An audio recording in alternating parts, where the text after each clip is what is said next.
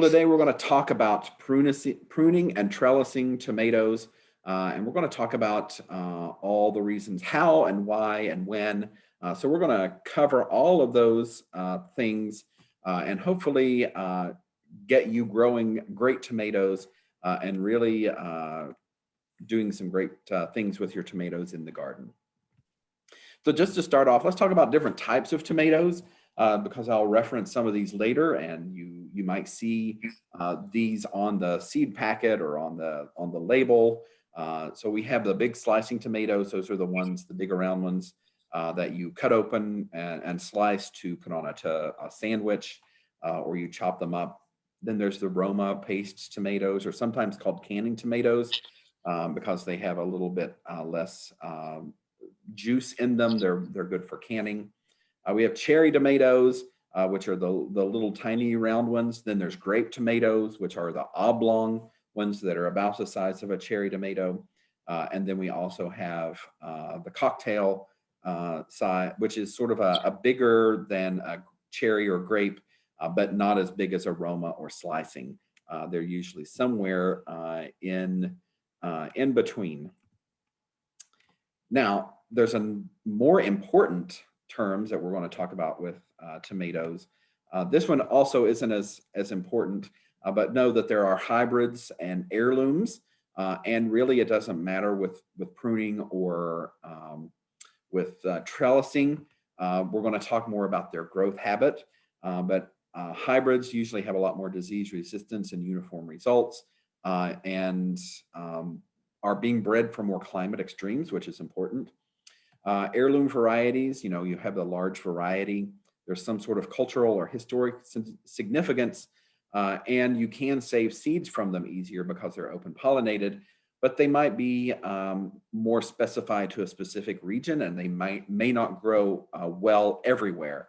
So you've got to watch out for that. And ideal growing conditions for tomato, 6 or more hours of sunlight, protected from frost, of course, that's planting early and planting late. Maintaining even watering, that's the biggest thing that we see with either, we don't water enough and we get some wilting and sort of failure to grow, or we get over watering or over rain and we get a lot of root issues. And that uneven watering can also cause things like blossom end rot. And we also want to monitor and treat diseases accordingly. Now, when we get into the important information for the actual pruning and trellising and training of tomatoes, the two big words that we need to keep in mind are indeterminate versus determinate. And these are the growth habits of tomatoes. So you might have heard of indeterminate as a vine tomato.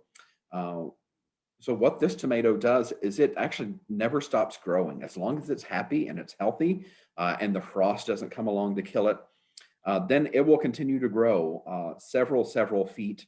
And in commercial greenhouses that do hydroponics, they can actually keep these growing for months, if not years. And they put them on a string instead of a stake, and they just keep lowering the string, and you'll see the vine pile up at the bottom of the plant, and that plant can be 25, 30 feet long. And it produces and ripens fruit throughout the season as time progresses farther and farther up that vine. So it'll start at the bottom and keep producing more vine and keep adding more fruit onto the top of the vine throughout the season. And so you can have tomatoes throughout the entire summer season after they start producing.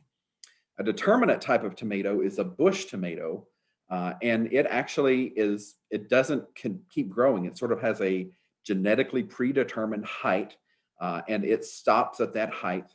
And all of the fruit ripens sort of at the same time. So instead of getting that growth from the bottom up, it sort of sets everything at once. And maybe over a few weeks, up to a month or month and a half, that fruit will develop.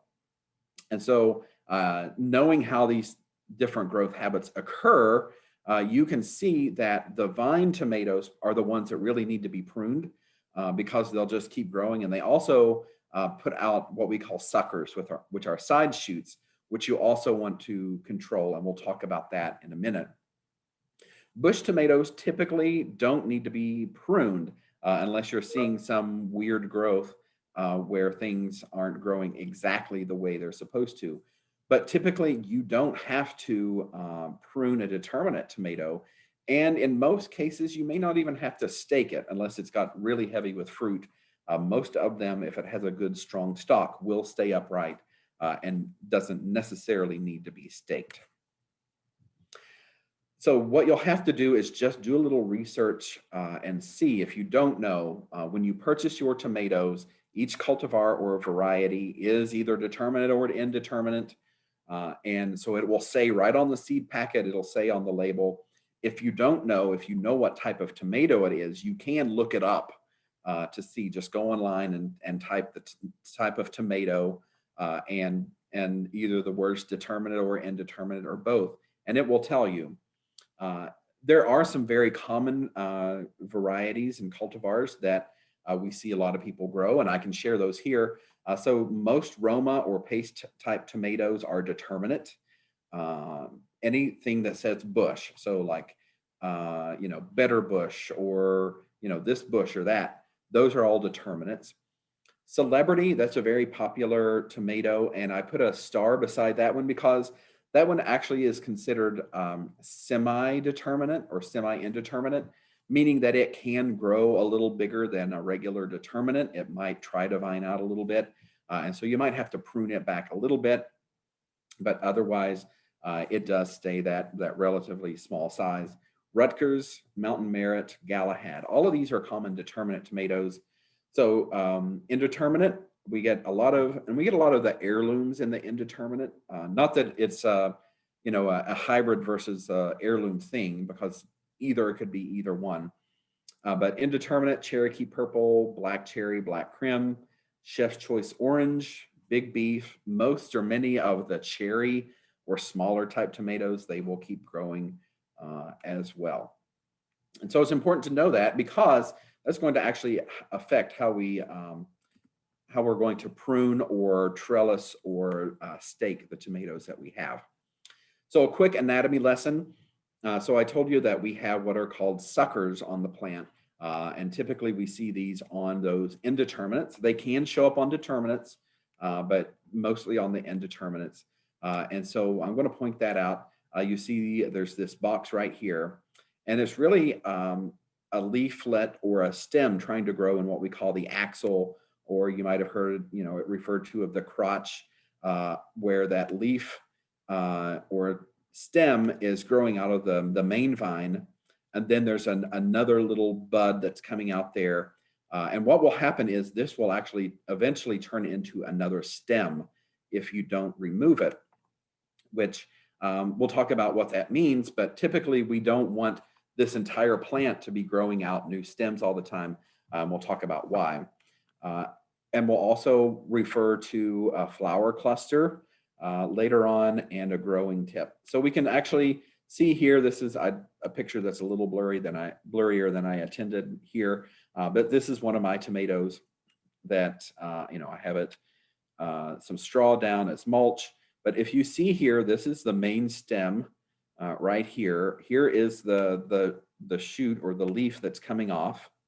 And then right here, we have that sucker that's trying to grow right out of the middle there. And that is what we are going to want to try to control or remove. And we'll talk about that in a second. So why do we want to prune all of these suckers? Like, when you think like all of these suckers are going to be new stems, and all those new stems are going to produce fruit, and so we'll have a bigger, better, healthier plant. And that actually isn't the case, because if we get the plant too big and too bushy and too full, it's going to reduce the airflow, and it's going to increase diseases. So if we increase the airflow through that plant by removing a lot of that growth, we'll reduce diseases. It'll also save space because you might have not pruned those indeterminates before, and you just see how big that plant gets. And if you have a limited space, it can actually get to where you can't even get into all the plant to harvest it, or the plants grow together and it's really hard to keep them apart. And so it can save space. It can increase fruit quality, because what happens is if we get too much the plant too big and growing too many fruits, the fruit size gets smaller and smaller. And also there's less sugar going into the fruit, so the quality will change a little bit. So you'll actually have better and bigger fruit if you keep the plant pruned up. And it sounds counterintuitive, but you can actually increase yield by pruning those out because you're going to get better production from that main stem than from those side shoots. And those side shoots can actually not be as productive. They might still set fruit, but you're just not going to get as good a production as if you focus that production. So we are going to do an early or initial pruning right when we plant our tomato plant. So you want to prune the bottom leaves at planting to allow you to plant it deeper. You know, if you've ever planted tomatoes, you may know that you can actually plant it deeper because new roots will grow along the stem. And the deeper you plant it, the better it will establish and the better it will grow. So you can actually, if there's several, you know, if you have a seedling with several sets of leaves, you can remove the bottom set or two to plant it even deeper if you want to. When you plant it, you want to remove any flowers or fruits that are present because we want to make sure we're not spending energy on those things and spending it on growing roots and the plant. And actually, it's a good idea if it tries to flower to remove the flowers until at least the plant is a foot or 1.5 feet tall to direct that energy to the plant growth. And then after a few weeks, after you've gotten some good growth on the top of the plant and you've gotten a really good start, you can actually start removing the bottom leaves and stems to give it space between the soil and the leaves so that then you don't get a lot of soil splashing and you don't get a lot of disease spread onto the plant. So when do you prune suckers? So your initial pruning is going to be about 4 weeks after the planting, unless it has really rapid growth or really rapid sucker growth, and then you might want to catch it earlier.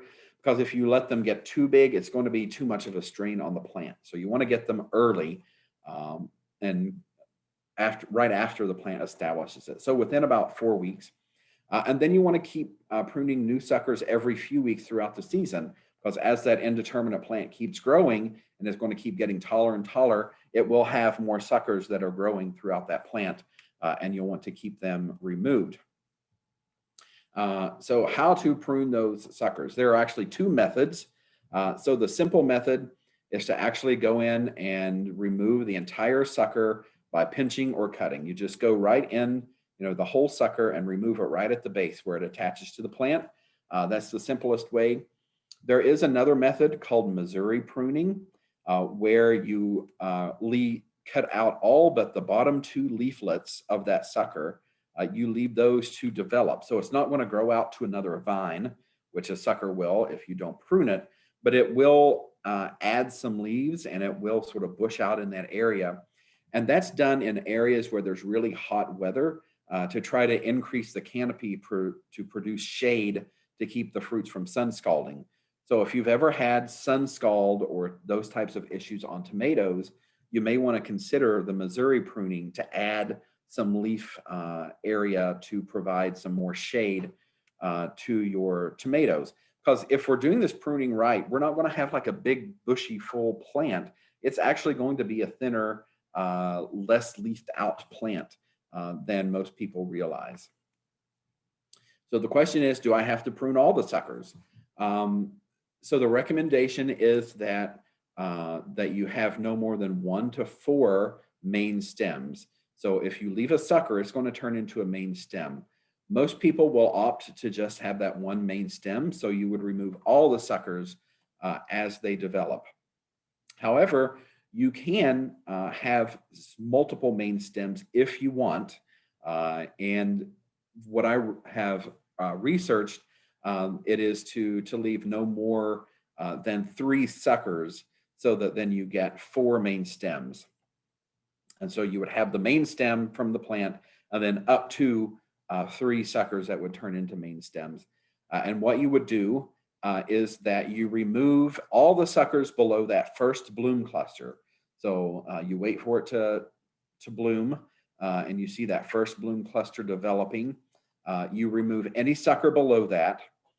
and then you can keep any of the 3 suckers immediately above that first bloom cluster, and then you can keep those if you want. You don't have to. And then throughout the rest of the season, you would remove anything else that is up above that cluster. And so for the rest of the plant, you want to keep them off. For anything below that bloom cluster, you want to keep them off. But if you want to keep some, which you don't have to, and it'll make it a little harder to manage the plant, then just keeping the 1, 2, or 3 that are immediately above that first bloom cluster is fine. And then the indeterminate, we have one final pruning, and I bet most people don't do this or don't realize that you can do this. So that indeterminate plant is going to keep growing and keep trying to flower and keep producing fruit up until it dies, which will be most likely frost. So we know that producing those flowers and those fruits takes energy, and it actually takes energy away from those fruits that are already developing on the plant. And so what we can do to really focus on what's already on the plant and getting those finished versus the plant trying to produce more that we know is going to die anyway, is to actually do a topping prune, where we're going to actually cut that the growth point off of the plant. And we would do this about a month before our expected first frost date. And so what this will do, it will actually terminate the growth so that the plant won't keep trying to grow and then flower and fruit above that point. And it will try to finish all the fruits that it already has and ripen them, or any flowers that are still left, that they will develop fruit. And that will give them time to develop before the expected frost comes and would kill the entire plant.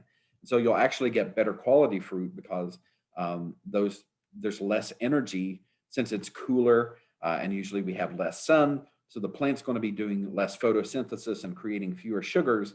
And so those last tomatoes won't be as good and will take longer to ripen.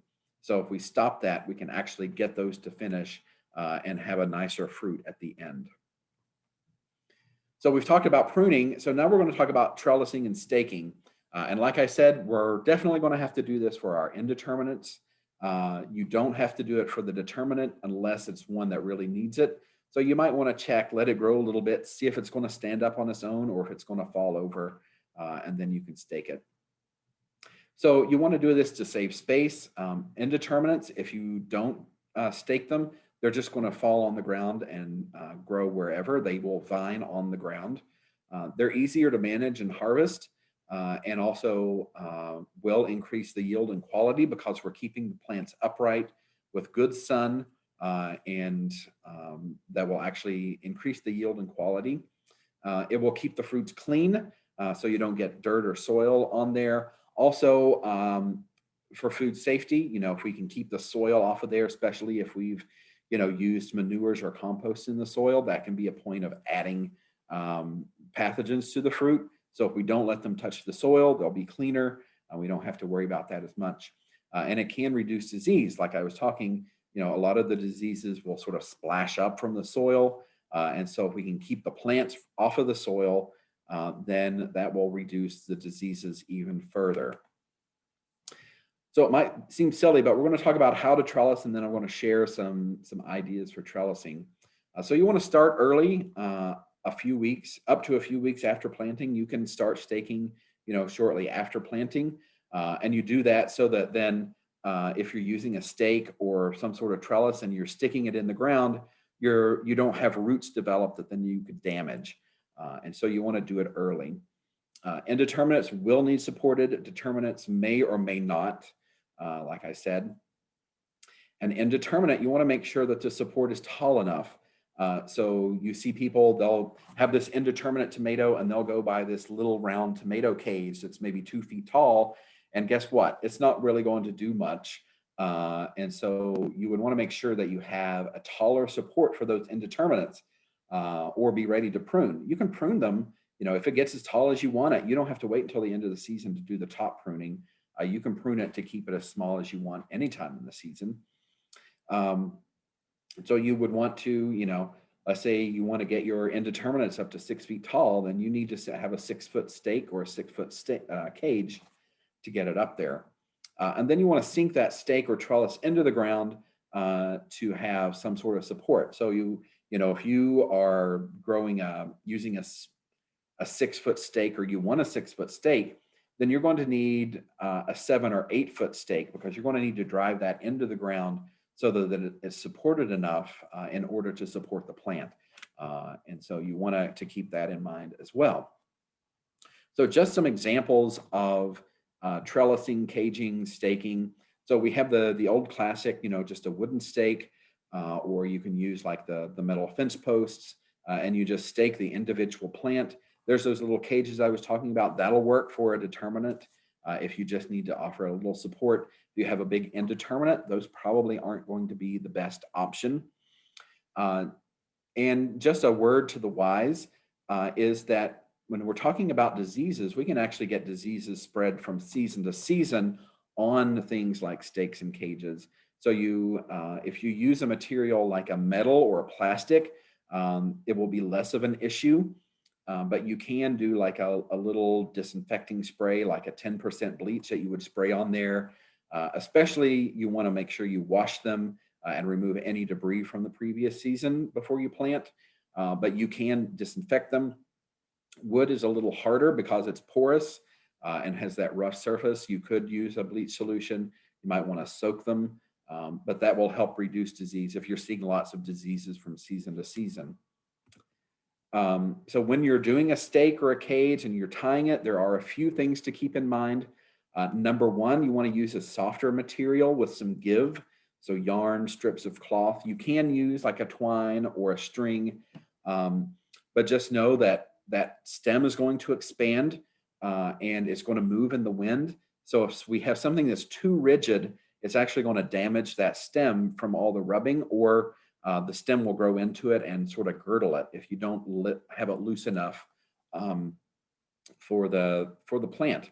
You want to tie it loosely but securely. So you don't want to tie it tight against the stem because of those reasons, because it will expand and it needs room to expand. And so from what I've seen, one of the best options is to do a figure 8 loop. And I would actually, we see this picture on the screen, and I would actually tie it looser than this. So I would have a bigger loop, and where it's tied on the stake higher up, and the loop is sort of down holding on, and that will allow that to expand as the plant grows. There are do-it-yourself cages. You can get like hardware cloth or animal fencing, like livestock panels or chicken wire, and make your own. And so those are a good option, especially if you're needing taller ones or you want sturdier ones. So I've seen them. You can just bend it around like this. You can cut it into pieces and make like a square cage. Those are good options. The one that I'm going to introduce to you probably that you might not have heard of, this is something that a lot of farmers use that have a lot of plants, or if you're growing them in a row. And you can see this is just a raised bed. They have 8 tomato plants. This is called the Florida weave. And this is a nice secure way of staking things where you're not tying it to an individual stake and you're worried about that string being too tight or restrictive. And it also is good if you're having a lot of plants, because you can actually end up using fewer stakes, and that makes it a little easier. But what you do is you put down stakes, usually between every 2 plants, and you can either use heavy-duty stakes throughout, or you can do like a heavy-duty stake and then a lighter-duty stake and then a heavy-duty stake. And that can be a cheaper option. But then what you do is actually weave the support string around the plants. And so what you can do is, you see the 2 examples on the right here. You can either weave it around each plant. So you have it tied to the stake, and then you go between the stakes to the next stake, and you weave it around, around the right side of one plant, and then the left side of the other plant, and the right side of the next plant, and then tie it to the stake, and then come back and do the opposite side. Or you can do 2 plants at once, where you see this closer version. This is what's in the picture. And so you would have more stakes this way, because with the weaving back and forth, you can get 3 or 4 plants between the stakes. And then you just keep adding those as the plant grows. You just keep adding those up that stake. And so you can have it all the way up to the top, and you can keep those plants really nice and easy to get between the rows in order to harvest. And we actually use this in our trial gardens as well. It's a really fun method. And the master gardeners, when we're out there doing that, they're really excited to learn that method because it's something they've never seen before. And of course, we have other options. I've seen people build these A-frames. You can use like this trellis or lattice work. I've seen people use like string or wire. And so there are other options. Just find something that works for you.